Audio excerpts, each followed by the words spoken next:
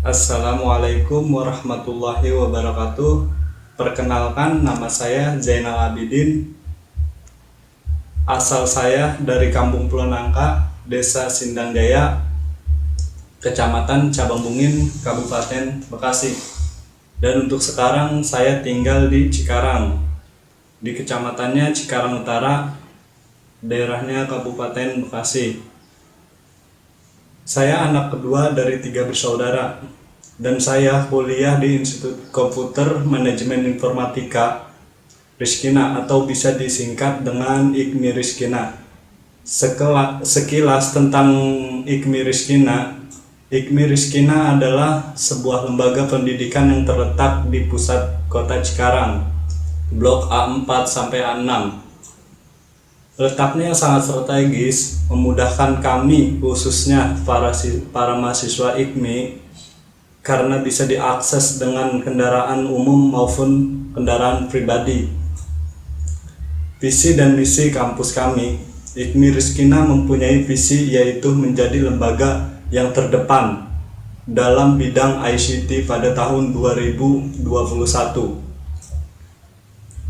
Dan misinya adalah menghasilkan lulusan yang agamis, berkarakter dan berkualifikasi global dalam ICT serta berjiwa entrepreneurship.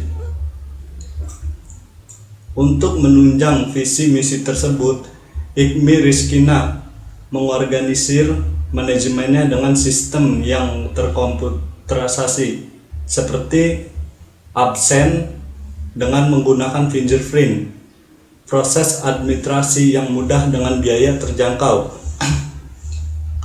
ruang kelas memadai dengan dilengkapi AC, proyektor, dan laptop. Ujian tengah menggunakan via SMS atau lab exam, di mana kita bisa langsung melihat nilai setelah ujian selesai. Akses nilai pun sudah secara online, kita bisa melihatnya di web yang sudah disediakan oleh pihak manajemen IKMI Rizkina. Apabila kita tidak bisa mengikuti pembelajaran, pihak IKMI menyediakan akses izin melalui SMS tanpa menulis surat.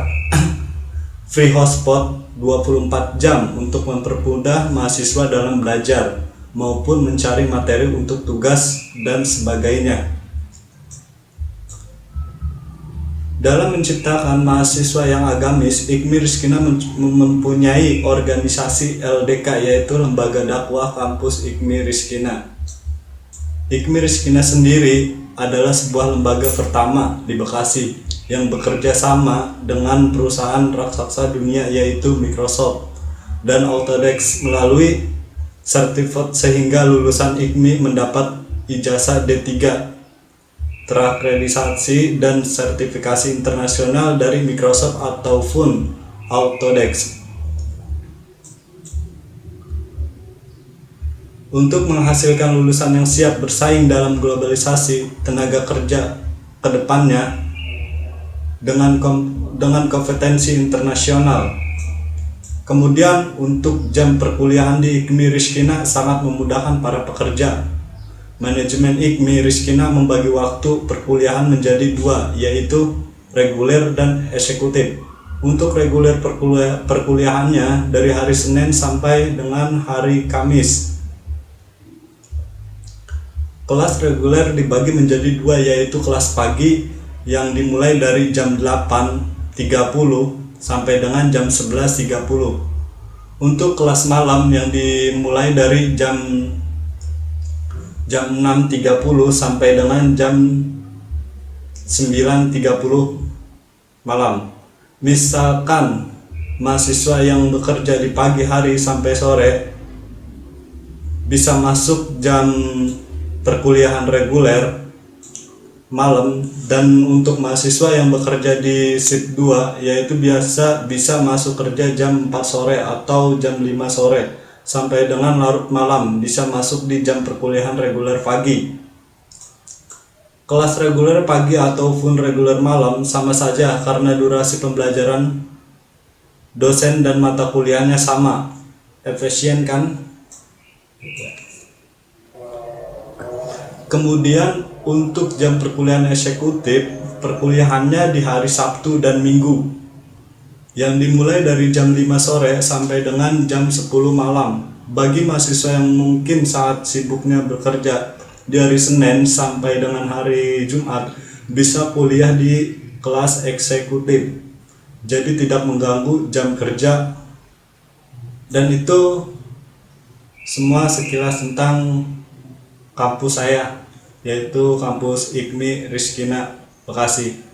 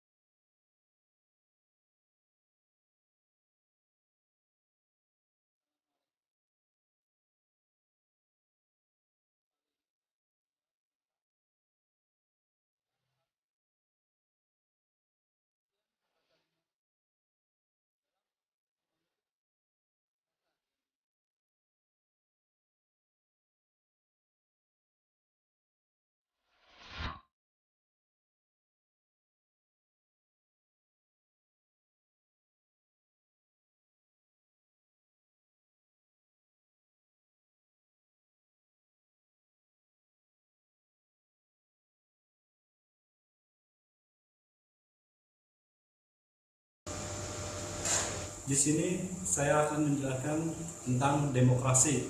Mungkin kalian sudah sedikit tahu ya tentang demokrasi. Di sini ada pengertian demokrasi. Demokrasi menjadi pembicaraan yang sedang aktual di akhir abad ke-20 ini, bukan hanya di kalangan akademisi dan praktisi politik saja, tetapi terus pun ikut membangun konsep demokrasi di Indonesia. Itulah sebabnya mengapa demokrasi menjadi kajian yang menarik baik di kampus, seminar, diskusi maupun di kantor-kantor. Hal tersebut dapat mendorong tumbuhnya kesadaran tentang demokrasi secara bersamaan di kalangan masyarakat, atau dapat dikatakan bahwa telah terjadi kesadaran secara kolektif tentang demokrasi. Secara etimologi, demokrasi berasal dari kata demos yang berarti rakyat, dan kratos atau pratein yang berarti kekuasaan. Jadi demokrasi adalah kekuasaan rakyat. Soekarno mengutip pendapat Abraham Lincoln yang menegaskan bahwa demokrasi is government from the people, by the people, and for the people. Dengan demikian, dalam sistem demokrasi ini, rakyatlah yang memegang kekuasaan, sebab pemerintah berasal dari rakyat, oleh rakyat, dan untuk rakyat. Hal tersebut sejalan dengan pendapat Kartini Kartono yang mengemukakan bahwa demokrasi adalah kekuasaan rakyat yang berbentuk pemerintahan dengan semua tingkatan rakyat ikut mengambil alih bagian dalam pemerintah. Demokrasi sebagai suatu gejala masyarakat yang berhubungan erat dengan perkembangan negara, mempunyai sifat yang berjenis-jenis masing-masing seperti terlihat dari sudut kemasyarakatan yang ditinjaunya. Kemudian Soekarno juga mengemukakan pendapatnya dalam buku Demokrasi versus Kediktatoran sebagai berikut. Dan bila diterjemahkan, demokrasi adalah bentuk pemerintahan yang akan menjalankan pemerintahannya tanpa menyebabkan pelanggaran terhadap hak asasi manusia. Pendapat di atas menunjukkan bahwa dalam negara demokrasi dikenal adanya pengakuan terhadap hak asasi manusia. Demokrasi itu sendiri memberikan kebebasan sepenuhnya kepada setiap individu untuk merealisasikan diri dan mengaktualkan setiap gengsi dan bakatnya menjadi manusia yang menyadari jati dirinya sendiri. Demokrasi memberikan kebebasan penuh untuk berkarya dan berpartisipasi dalam bidang sosial, politik di tengah lingkungan sendiri sesuai dengan fungsi dan misi hidup setiap orang masing-masing. Oleh karena itu, demokrasi merupakan bentuk pemerintahan yang memungkinkan individu untuk hidup bebas dan bertanggung jawab. Dalam demokrasi terkandung beberapa nilai yang ideal. Nilai-nilai demokrasi menurut Harry de Mayo dalam bukunya adalah nilai yang secara logika mengikuti atau timbul dari tindak tanduk sesungguhnya dari suatu sistem demokrasi. Sedangkan sistem demokrasi yang dimaksud di sini adalah sistem politik yang demokratis, di mana kebijakan umum ditentukan atas dasar mayoritas oleh setiap wakil-wakil yang diawasi secara efektif oleh rakyat dalam pemilihan berkala yang didasarkan oleh prinsip kesamaan politik dan keselenggaraan dalam keadaan terjaminnya kebebasan politik. Uraian di atas uraian yang memperlihatkan asas-asas demokrasi sebagai suatu sistem politik. Di samping itu, demokrasi juga tidak hanya merupakan suatu sistem pemerintahan saja, tetapi juga suatu gaya hidup serta tata masyarakat yang karena itu juga mengandung unsur-unsur moral. Ada beberapa definisi lain tentang demokrasi menurut para ahli. Di antaranya yang pertama, Joseph Smith, demokrasi merupakan suatu perencanaan institusional untuk mencapai keputusan politik di mana individu memperoleh kekuasaan untuk memutuskan cara perjuangan kompetitif atas suara rakyat seperti pemilu mungkin. Dan untuk yang kedua, Sidney Hope berpendapat bahwa demokrasi adalah bentuk pemerintahan di mana keputusan pemerintahan yang penting yang secara langsung atau tidak langsung didasarkan pada kesempatan mayoritas yang diberikan secara bebas dari rakyat dewasa. Dan yang ketiga, Philip dan Terry Ellen Carey itu menyatakan bahwa demokrasi sebagai suatu sistem pemerintahan di mana pemerintah dimintai oleh tanggung jawab atas tindakan-tindakan mereka di wilayah publik atau negara oleh warga negara yang bertindak secara tidak langsung melalui kompetensi dan kerjasama dengan para wakil mereka yang telah dipilih oleh setiap negara. Dan yang keempat, Afan Gafar memaknai demokrasi dalam dua bentuk, yaitu berpemaknaan secara normatif. Demokrasi normatif adalah demokrasi yang secara ideal hendak dilakukan oleh sebuah negara.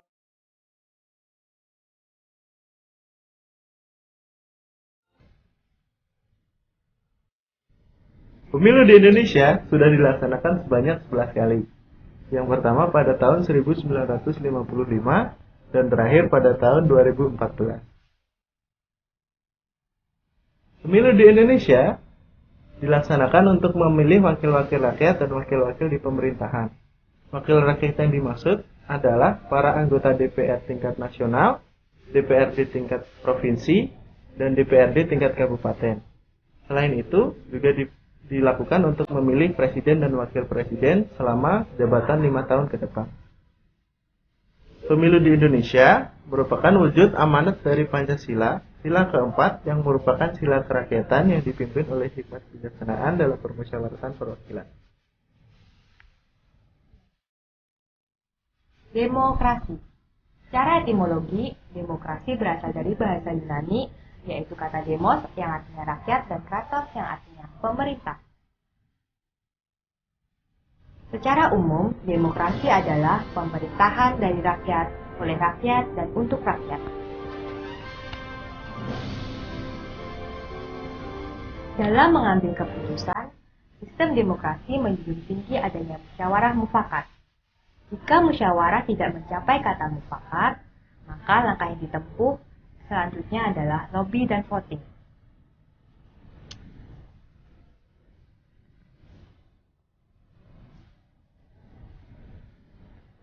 Salah satu prinsip demokrasi adalah pemilu yang bebas, jujur, dan adil.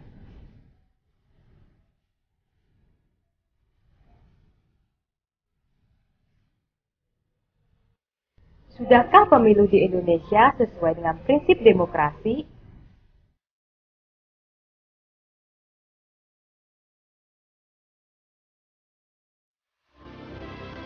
Pergantian pemimpin atau penguasaan di Indonesia demokratis melalui pemilu sudah pula mencerminkan sikap yang demokratis. Sebab pergantian atas dasar keturunan atau pengangkatan diri sendiri dianggap tidak wajar dalam suatu sistem demokrasi. Hal ini sesuai dengan sila ketiga dan keempat Pancasila. Semua manusia mempunyai harkat dan martabat yang sama. Anggapan ini akan mempermudah terjaminnya pelaksanaan hak asasi manusia di Indonesia, sehingga setiap unsur paksaan digunakan sedikit mungkin. Golongan minoritas yang sedikit banyak akan terkena paksaan akan lebih menerimanya kalau diberi kesempatan untuk turut serta dalam pengambilan suatu keputusan.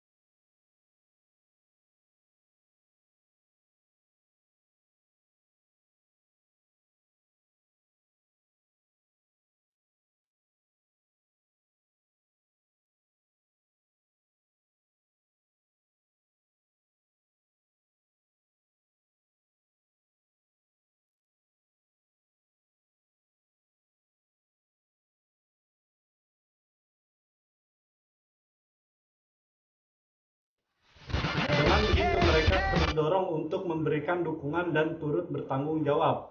Hal ini sesuai dengan sila kedua dan keempat Pancasila.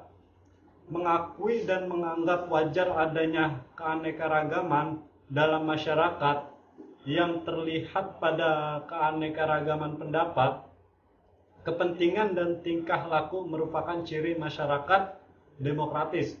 Untuk hal ini perlu diselenggarakannya masyarakat terbuka yang akan menjamin kebebasan politik. Namun keanekaragaman ini perlu dijaga jangan sampai melampaui batas, sebab di samping keanekaragaman diperlukan juga persatuan dan integrasi. Dalam hubungan ini, demokrasi sering disebut sebagai gaya hidup dalam suatu masyarakat demokratis. Pada umumnya, pelanggaran terhadap keadilan jarang terjadi karena golongan terbesar diwakili dalam lembaga-lembaga perwakilan. Akhirnya, untuk melaksanakan nilai-nilai demokrasi ini diperlukan beberapa lembaga seperti pemerintahan yang bertanggung jawab, suatu dewan perwakilan yang mewakili golongan dalam masyarakat yang dipilih melalui pemilu, organisasi politik yang menghubungkan antara para pemimpin dengan masyarakat, dan media yang bebas dan bertanggung jawab sebagai wadah untuk mengeluarkan pendapat, serta sistem peradilan yang bebas untuk menjamin hak asasi dan mempertahankan keadilan.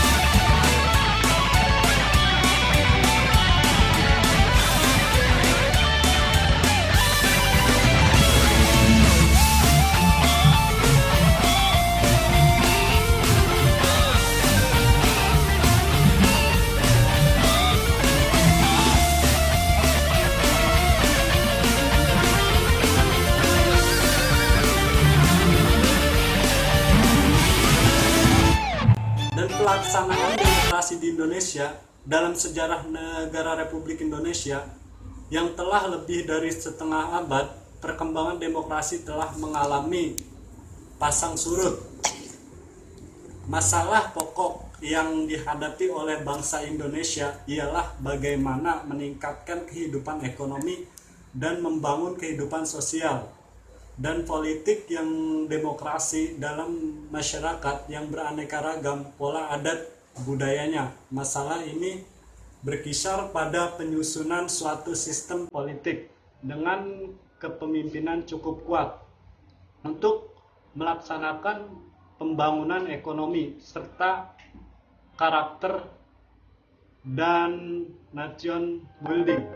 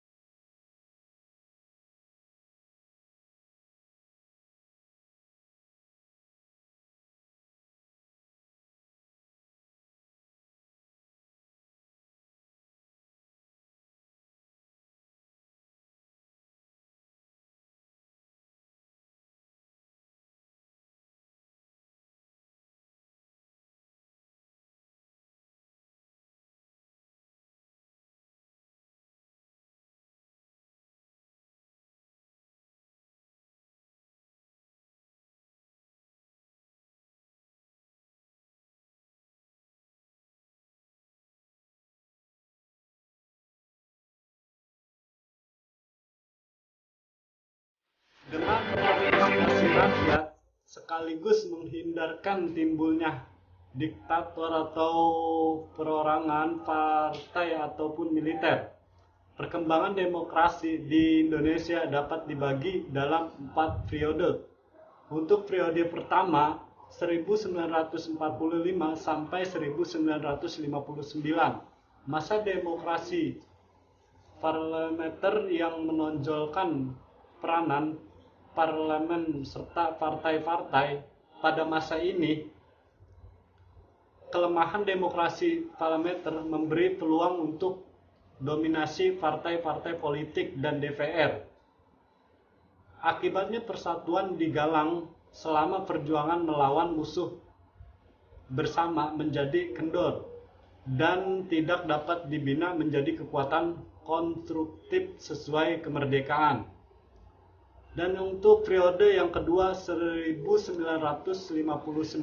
sampai 1965, masa demokrasi terpimpin yang dalam banyak aspek telah menyimpang dari demokrasi konstitusional dan lebih menampilkan beberapa aspek dari demokrasi rakyat. Masa ini ditandai dengan dominasi presiden, terbatasnya peran partai politik, perkembangan mengaruh komunitas, dan peran ABRI sebagai unsur sosial politik semakin luas. Dan untuk periode ketiga 1966 sampai 1998, masa demokrasi Pancasila era Orde Baru yang merupakan demokrasi konstitusional yang menonjolkan sistem presidensial. Landasan formal periode ini adalah Pancasila, Undang-Undang Dasar 1945, dan ketetapan MPRS atau MPR. Dalam rangka untuk meluruskan kembali penyelewengan terhadap Undang-Undang Dasar 1945 yang terjadi di masa demokrasi terpimpin, namun dalam perkembangannya peran presiden semakin dominan terhadap lembaga-lembaga negara yang lain.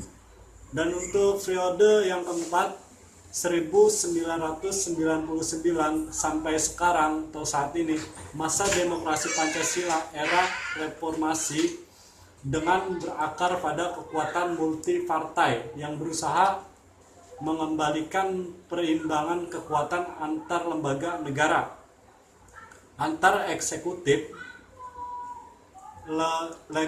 legislatif, dan yudikatif. Pada masa ini, peran partai politik kembali menonjol, sehingga iklim demokrasi memperoleh napas baru. Perkembangan berikutnya masih akan ditunggu. Demikian sedikit penjelasan tentang mata kuliah ini atau kewarganegaraan. Kurang lebihnya saya mohon maaf dan saya akhiri. Wassalamualaikum warahmatullahi wabarakatuh.